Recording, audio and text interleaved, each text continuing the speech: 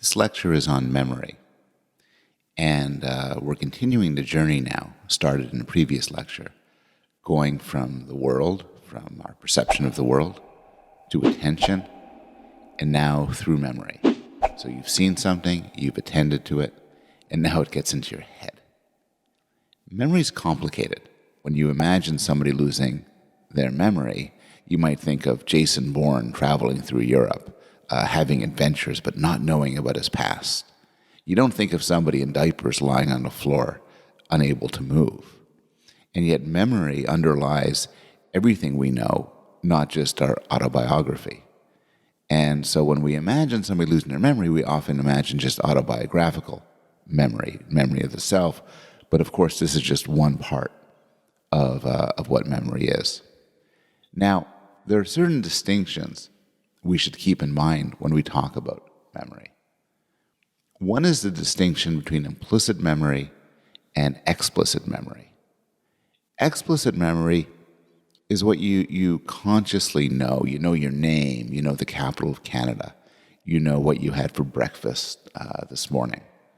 While implicit memory is stuff that you may not be conscious of. You might, for instance, forget that you've ever been to a place, but at some level know your way around. There may be a word that is unfamiliar to you consciously, but at a sort of gut level, you know what it means. There is a distinction between semantic memory and episodic memory. Semantic memory are facts, again, the capital of Canada, while episodic memory is about episodes of your life. When we talk about memory, we talk about encoding, storage, and retrieval. Encoding is what happens to get information into your head. Storage is keeping it in your head. And retrieval is getting out of your head. We talk about recall versus recognition.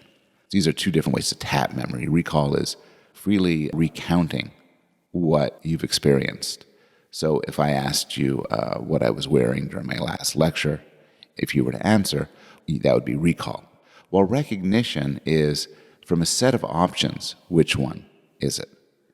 And so if I was to show you 5 pictures of what I was wearing last lecture, which is kind of a strange example because I'm an avatar, but nonetheless, if you picked out the right outfit, you'd be succeeding at recognition. If you want to think of it this way, recall is more a short answer exam or an essay exam, while recognition is more multiple choice.